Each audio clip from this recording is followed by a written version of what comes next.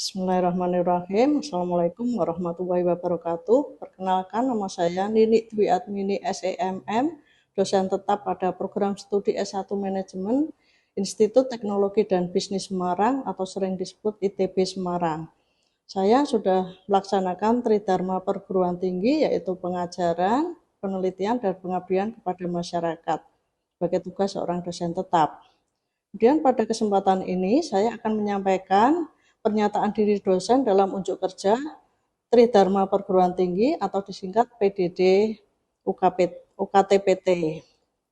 Pada kesempatan ini saya akan mendeskripsikan mengenai delivery, interaction, dan assessment atau sering disingkat dengan DIE.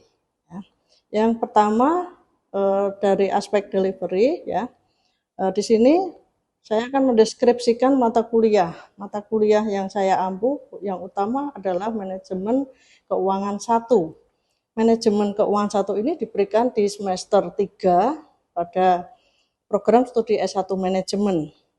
Mata kuliah ini 3 SKS dan dimaksudkan untuk memberikan wawasan dan pengetahuan kepada mahasiswa tentang manajemen keuangan yang berfokus pada investasi keuangan jangka pendek dan juga memberikan pemahaman mengenai konsep nilai waktu dari uang. Untuk capaian pembelajaran mata kuliah atau CPMK, di sini mahasiswa diharapkan mampu menjelaskan ruang lingkup dan konsep dasar manajemen keuangan. Yang kedua, mahasiswa diharapkan mampu menjelaskan penilaian kinerja keuangan. Yang ketiga, mahasiswa mampu menjelaskan nilai waktu terhadap uang atau time value of money. Kemudian yang keempat, mahasiswa mampu menjelaskan permodalan perusahaan. Yang kelima, mahasiswa mampu menjelaskan dan menerapkan konsep pengelolaan modal kerja dan aktiva lancar. Kemudian yang keenam, mampu menyusun dan menganalisis laporan keuangan secara sistematis. Untuk pertemuan di perkuliahan itu melalui 16 kali tatap muka, 16 pertemuan yang dilaksanakan melalui 14 kali tatap muka dan 2 kali ujian tengah semester atau UTS dan 1 kali ujian akhir semester atau UAS. Nah, di dalam pertemuan-pertemuan itu disajikan dengan terstruktur. Untuk pertemuan pertama membahas mengenai ruang lingkup dan konsep dasar manajemen keuangan. Pertemuan kedua ini menjelaskan, topiknya adalah penilaian kinerja manajemen keuangan. Pertemuan ketiga membahas nilai waktu terhadap uang atau time value of money, dalam hal ini yang present value. Untuk pertemuan keempat adalah menjelaskan nilai waktu terhadap uang atau time value of money pada bagian future value atau nilai masa depan. Kemudian untuk pertemuan kelima, ini adalah membahas mengenai struktur modal. Pertemuan ke-6 membicarakan mengenai manajemen modal kerja. Pertemuan ke-7 membahas mengenai manajemen kas dan surat berharga. Untuk pertemuan ke-8 adalah dilaksanakan UTS atau ujian akhir semester. Selanjutnya setelah UTS adalah di pertemuan 9 ini mahasiswa mendapatkan materi mengenai manajemen piutang. Untuk pertemuan ke-10 ini adalah studi kasus mengenai manajemen piutang. Pertemuan ke-11 membahas manajemen persediaan. Pertemuan ke-12 ini melakukan observasi UMKM. Ini bertema modal kerja. Kemudian pertemuan ke-13 adalah paparan hasil dari observasi modal kerja UMKM. Pertemuan ke-14 membahas mengenai rasio keuangan. Pertemuan ke-15 membahas mengenai analisis rasio keuangan. Dan diakhiri di pertemuan ke-16 adalah ujian akhir semester. Untuk penyampaian delivery, ini juga mahasiswa akan mendapatkan materi referensi berupa materi-materi yang dapat dibuka, dipelajari dari buku-buku manajemen keuangan yang ada di perpustakaan. Kemudian juga materi yang berupa PowerPoint yang bisa diunduh di Google Classroom. Kemudian melalui YouTube. Kemudian juga bisa diambil dari menggunakan website www.edx.co.id. Nah, ini adalah referensi-referensi mahasiswa. Kemudian metode pembelajaran yang saya lakukan di dalam perkuliahan adalah melalui ceramah. Salah satunya selain itu adalah studi kasus, kemudian juga observasi secara langsung. Jadi kita melakukan observasi ke usaha. Dalam hal ini adalah UMKM untuk diambil misalnya tentang aspek modal kerjanya, bagaimana pelaksanaan modal kerjanya di UMKM. Kemudian dari sisi interaction atau interaksi antara mahasiswa dengan dosen ini dilaksanakan melalui tanya jawab dan diskusi. Tanya jawab itu dilakukan oleh dosen dengan mahasiswa atau sebaliknya, dan diskusi. Diskusi bisa dilaksanakan di dalam kelas maupun diskusi di dalam kelompok. Nah, di sini dosen berperan merangsang mahasiswa untuk aktif mengungkapkan, ya, menanyakan permasalahan atau mengungkapkan apa yang diketahuinya. Untuk asesmen atau penilaian, ini ada pembobotan penilaian yang dilaksanakan di dalam manajemen keuangan. Manajemen keuangan 1 ini, bobot penilaiannya adalah presensi dinilai 10%, kemudian tugas adalah 20%, kemudian UTS 35%, dan UAS bobot nilainya 35%. Demikianlah dari aspek asesmen, dan di sini mahasiswa kami ajak untuk aktif dalam rangka menyukseskan Kampus Merdeka, ya, Merdeka Belajar Kampus Merdeka. Ya, di sini mahasiswa dirangsang untuk aktif mengikuti kegiatan-kegiatan. Selain berkuliah, mereka juga mengikuti aktif kegiatan-kegiatan terkait dengan apa yang sudah ditawarkan oleh Kemendikbud, misalnya P2MW, kemudian ada flagship yang dilakukan difasilitasi oleh pemerintah untuk Merdeka Belajar. Demikianlah paparan yang sudah saya lakukan. Untuk selanjutnya, mari kita simak video pembelajaran tatap muka manajemen keuangan 1 pada pertemuan 9 yang sudah kita siapkan. Terima kasih. Assalamualaikum warahmatullahi wabarakatuh. Bismillahirrahmanirrahim. Assalamualaikum warahmatullahi wabarakatuh. Waalaikumsalam warahmatullahi wabarakatuh. Apa kabarnya hari ini? Alhamdulillah baik. Ya, sebagai insan yang bertakwa, marilah kita sebelum memulai kuliah, kita awali dengan berdoa. Tolong kontingnya, silakan. Untuk memulai perkuliahan pada pagi hari ini, berdoa menurut agama dan kepercayaan masing-masing. Berdoa mulai. Doa selesai. Ya, pada pertemuan yang lalu kita sudah membahas mengenai manajemen kas dan surat berharga, ya. Nah, inti dari manajemen kas dan surat berharga, ini kalau kita sebagai manajer kan selain mengelola modal kerja, yang lain kita harus mengelola, yang pertama adalah kas dan surat berharga. Manakala kas itu berlebihan, apa yang terjadi Mbak Makin? Over. Kemudian dari sisi biaya, kebanyakan muncul yang namanya apa ini? Muncul biaya modal, ya. Kemudian manakala perusahaan kekurangan kas, kira-kira apa yang terjadi, Mbak? Oke, likuiditas terganggu, ya. Jadi kita tidak bisa membayar, ini terganggu ketika butuh misalnya membayar gaji karyawan. Gaji karyawan tidak ada uang, sehingga harus ini karyawannya mungkin demo, ada yang protes, mau nggak karyawan ditunda gajinya? Nggak mau, ya. Baik, untuk hari ini kita membahas mengenai manajemen piutang. Siapa yang tahu mengenai piutang? Piutang itu kaitannya sama utang. Kalau utang kita berarti menggunakan uang orang lain, ya.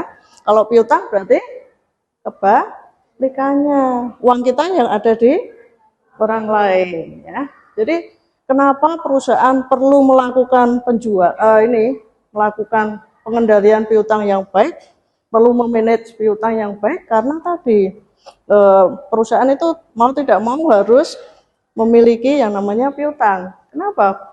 Karena era sekarang ini adalah era penjualan kredit, beda ini ya, terikatnya piutang itu beda, lama pembayarannya berbeda-beda. Jadi kalau kita membeli barang, kemudian kita melakukan PO kan, barangnya dikirim, kemudian dikirim invoice, nanti dibayar kira-kira 2 minggu atau 1 minggu atau 1 bulan, tergantung apa? Kesepakatan ya. Nah ini, nah karena dulu pas di pabrik mebel, nah saya butuh kayu misalnya, ya di pabrik butuh kayu apa ini misalnya? Kayu jati. Misalnya membeli kayu jati, ya barang diantar, bayarnya diberi waktu 1 minggu, ya. Materi hari ini adalah sebab timbulnya piutang ya. Kemudian besar kecilnya itu faktor yang mempengaruhi besar kecilnya piutang. Kemudian yang ketiga mengenai ini apa? Periode keterikatan. Kemudian perputaran piutang. Yang kelima terakhir adalah pengendalian piutang. Ya. Nah, sekarang kita lanjutkan ya. Timbulnya piutang manakala perusahaan itu menjual hasilnya ya. Nih, awalnya dimulai dari sini. Biasanya orang pakai modalnya adalah kas. Kas kemudian dibelikan bahan baku. Ada proses. Nah, ya kan? Prosesnya kemudian menghasilkan barang jadi. Barang jadi akhirnya dijual. Nah, dijual itu karena tadi eranya adalah era penjualan kredit, maka memungkinkan adanya piutang. Muncullah namanya piutang. Kalau piutang dibayar, maka menjadi kas lagi. Ya, itu kembali. Namanya perputaran piutang ya. Nah, sekarang besar kecilnya dari investasi di dalam piutang. Ada beberapa ya. Yang pertama kita melihat dari, siapa yang tahu? Betul, volume penjualan kredit ya. Jadi semakin banyak penjualan secara kredit, maka kebutuhan kasnya juga semakin banyak ya. Kalau misalnya yang dijual secara kredit hanya sedikit, ya nggak banyak kebutuhan untuk nanti investasi di dalam piutang ya. Dan yang lain adalah syarat pembayaran kredit. Semakin mudah, semakin lunak, maka kebutuhan investasi di dalam piutang semakin besar. Ini. Kemudian yang lain adalah kemampuan mengumpulkan atau menagih piutang. Ya. Bukan debt collector, tapi kalau di pabrik biasanya itu ada yang namanya collection ya. Mereka hanya kerjaannya khusus nagih ya. Nah, itu semakin rajin menagih, maka piutangnya juga semakin kecil karena rutin ya. Kemudian karakter dari debitur, orang yang utang. Kalau orang yang ngasih utangan namanya kreditur. Semakin orangnya semakin sadar, semakin baik, semakin disiplin, maka kebutuhan modal kerja juga semakin, kebutuhan piutang juga semakin kecil ya. Tuh, semakin tidak disiplin maka semakin besar karena numpuk di pelanggan. Ya, yang berikutnya adalah kita bahas mengenai ini tentang bagaimana pertimbangan kredit. Jadi bagaimana seorang penjual tadi memberikan kredit itu akan mempertimbangkan kredit ini diberikan apa tidak.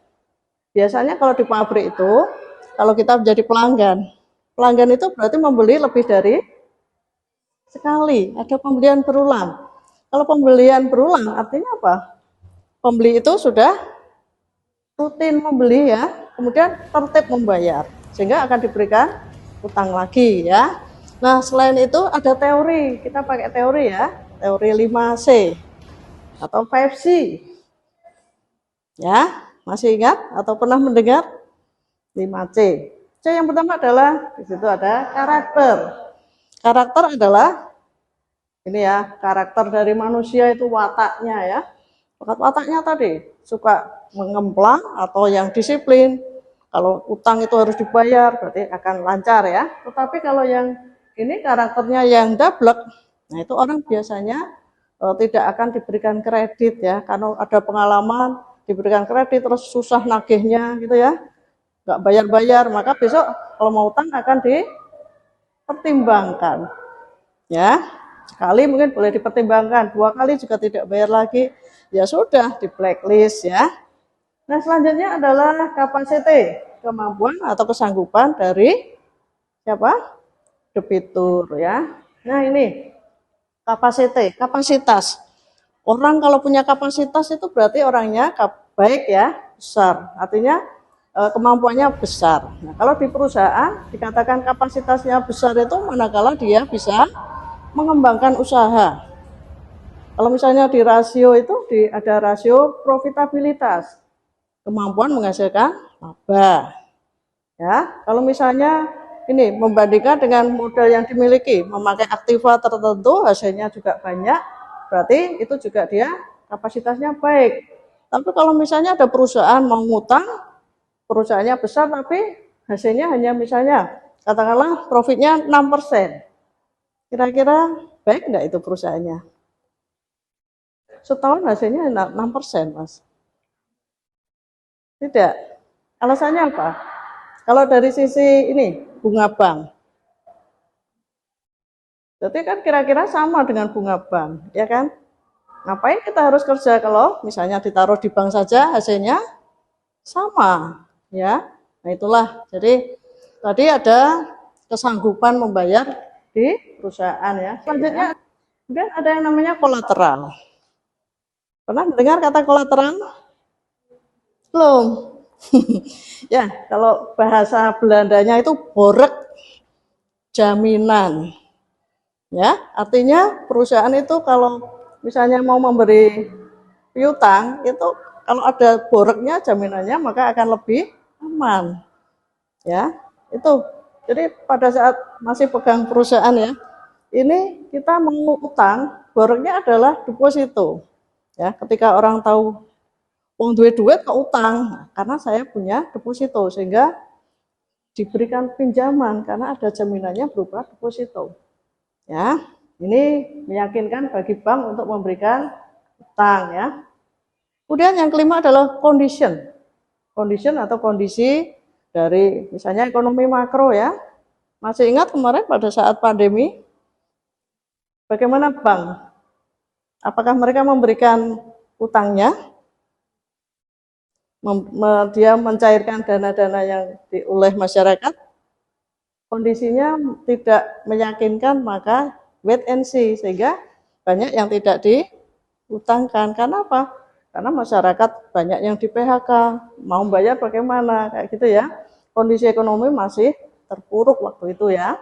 Ketika bangkit, maka meyakinkan lagi pihak bank, pihak perusahaan untuk memberikan piutang ya. Oke, silakan kalau mau berkomentar. Mbak, ngantuk Mbak? Ada yang mau ditanyakan? Belum, ya nanti ya. Ya, baik. Kita lanjutkan lagi ya. Ini kita melanjutkan mengenai yang namanya perputaran piutang, receivable turnover. Apa itu receivable turnover ya? Ini adalah perputaran piutang. Kondisi uang kita itu berputar berada di pelanggan ya. Jadi ini kita kalau pakai rumus nih, perputaran piutang ini disajikan dengan perhitungan penjualan bersih ya. Secara kredit itu dibagi dengan rata-rata piutang. Bagaimana cara menghitung rata-rata piutang? Nanti kita bisa menggunakan apa? Bantuan kita pakai website BEI ya, Bursa Efek Indonesia. Kita sebut biasanya apa? IDX ya, Indonesian Exchange ya. Jadi kita bisa mendapatkan data banyak dari ini, dari perputaran dari data IDX, dari data penjualan bersih ya. Nah, kalau jenengan misalnya ini mau buka, data Coca-Cola, berapa piutangnya? Ya, ternyata di situ dia menghitung ya dari tampilan neracanya itu 28 hari. Jadi piutangnya tertanam pada pelanggan itu 28 hari. Ya, kita tidak bisa melihat neraca langsung tulisannya 28 hari tidak, tetapi kita bisa menganalisis piutang dan penjualan bersih ya. Namanya rata-rata piutang adalah piutang awal ditambah piutang akhir dibagi 2. piutang akhir tahun atau awal tahun ditambah piutang akhir tahun dibagi 2. Ya. Jadi kalau misalnya ini, kemudian tadi penjualan selama 1 tahun ya, itu dibagi dengan ini penjualan bersih dibagi rata-rata piutang ketemu angka ya. Misalnya ini perputaran piutangnya, rata-rata pengeluaran piutangnya adalah 360 hari dibagi perputaran piutang, ketemu berapa hari. Jadi misalnya begini, periode terikatnya dari pelanggan itu yang diutang itu selama 1 bulan.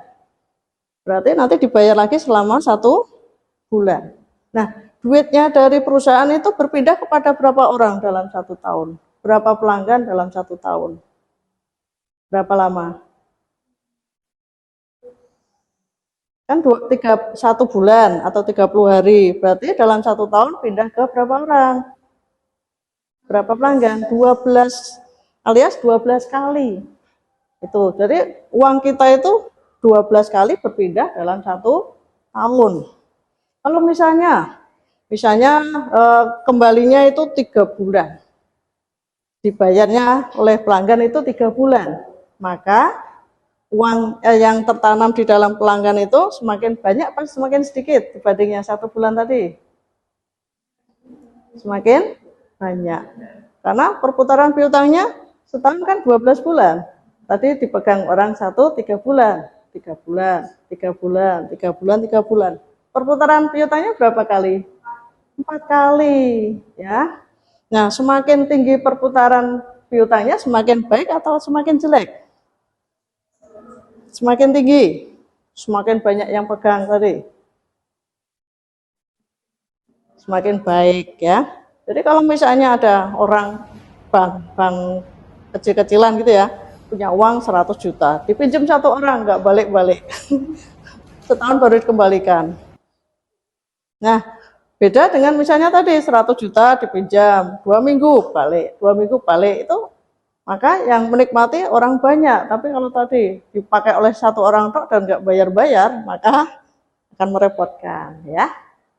Oke, kita lanjutkan ya. Ini ada case atau kasus ya. Jadi kasus ini tentang perputaran piutang dan rata-rata pengumpulan piutang. Jadi di sini ada 2 tahun ya.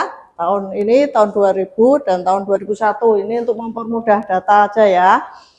Nah, ini ada penjualan bersih, kemudian ada piutang awal tahun, ada piutang akhir tahun. Nah, misalnya di sini 200 dan ini 40 dan 60. Berarti rata-rata piutangnya berapa? 40 dan 60 dibagi 2. 50. Nah, yang ini kondisi yang tahun berikutnya, awal tahunnya 50, akhir tahunnya 30. Rata-rata piutangnya 40, dari 80 dibagi 2 ya. Nah, ini sekarang rata-rata piutangnya sudah diperoleh. Nah, perputaran piutangnya berarti di sini adalah penjualan bersih dibagi dengan ini rata-rata piutang ya.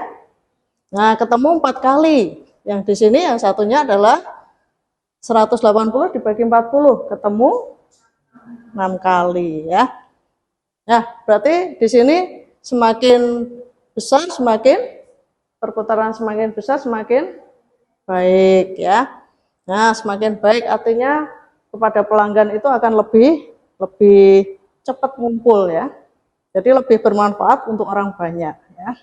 Jadi tadi data dari Coca-Cola. Coca-Cola itu piutangnya kembali dalam 28 hari. Nah, berikutnya ini tadi ini ada pengendalian piutang supaya perusahaan tidak mengalami kerugian. Jadi kalau misalnya perusahaan terlalu banyak di tangan pembeli ya, itu bisa bangkrut. Kenapa? Karena berarti misalnya tagihannya ada berapa persen yang nunggak, itu perlu dikelola dengan baik. Apakah boleh perusahaan itu memiliki piutang yang tidak tertagih? Boleh. Artinya dimungkinkan ada cadangan untuk ini kerugian piutang namanya ya, cadangan kerugian piutang. Artinya dari akuntansi pun memberi kelonggaran, memberi ke ini sesuatu yang mungkin terjadi di dalam penanganan piutang. Jadi namanya cadangan kerugian piutang. Sehingga nanti perlu diputihkan dengan berita acara. Nah, kalau misalnya perusahaan memiliki piutang dan bertahun-tahun ditagih, ternyata nggak mau bayar dan lain-lain ya, supaya tidak ada kerugian. Boleh tadi diputihkan dengan berita acara. Nah, sekarang ini bagaimana cara memanage tadi pengendalian piutang. Yang pertama kita bisa menggunakan ini misalnya umur piutang ya. Jadi umur piutang perusahaan itu memberikan ini kategori ya, yang terlambat misalnya 0 sampai 10 hari, pembayarannya dalam 0 sampai 10 hari. Ya, dari PT ABC misalnya piutangnya 640 ini dibayar ini sebagian ya, dari 800 totalnya itu dibayar dalam 10 hari pertama. Ya, berarti disiplin nggak ini? Disiplin ya. Kalau kita lihat contoh ini baru melihat satu sisi. Kemudian yang kedua, 11 sampai 30 hari itu ada 160. Selain itu, lebih dari 30 hari ada nggak? Tidak ada, semuanya dilunasi ya. Di sini 30 hari tidak ada, selebihnya semuanya dibayar dalam 1 bulan. Nah, sekarang kita lihat kondisi yang PT ABK ya. Nah, PT ABK ini memiliki data 0 sampai 10 hari dibayar oleh orang ini. Tagihannya 400 yang masuk. Yang ini 640. Sama-sama piutangnya adalah 800. Kemudian yang usianya 11 sampai 30 hari. Nilai piutangnya ada 160. 20% dari 800. Kemudian nih ya, nilai 31 hari sampai 45 hari. Ada berapa yang ini? Piutangnya 120. Wah, banyak ya di pelanggan ya. Selanjutnya ada yang 46 hari sampai 60 hari. 80 orang ya, 80 nilai piutangnya. Di atas 60 masih ada lagi. Ya, sehingga yang terjadi adalah di sini ini banyak yang nunggak sampai di atas 60 hari bahkan ya 5%. Nah, berarti di sini ini pengendalian piutangnya lebih longgar apa lebih disiplin yang ABK? Lebih longgar, tidak disiplin. Sedangkan yang di sini ketat, sehingga tidak ada yang lebih dari 30 hari. Nah, kalau dilihat ini interpretasinya bagaimana ya? PT ABC lebih baik daripada PT ABK karena semua pelanggan membayar tepat waktu. Oke, untuk PR-nya nanti tolong dicek di Google Classroom ya. Nanti saya akan mengirim, tolong nanti dikerjakan. Semakin cepat dikerjakan nilainya semakin baik ya. Semakin melalui jatuh tempo maka nilainya akan berkurang ya. Baik, bisa dipahami semuanya ya. Oke, ya di akhir kuliah maka sebelum pulang meninggalkan ruangan, mari kita akan akhiri dengan berdoa. Silakan berdoa. Saya pimpin ya. Berdoa mulai. Selesai ya. Terima kasih atas kehadiran teman-teman semuanya pada siang hari ini. Tetap nanti dicek ya materi hari ini apa, kemudian nanti dikerjakan supaya tidak ada beban di nanti menumpuk PR-nya. Baik, saya akhiri. Billahi taufiq wal hidayah. Assalamualaikum warahmatullahi wabarakatuh. Tetap semangat.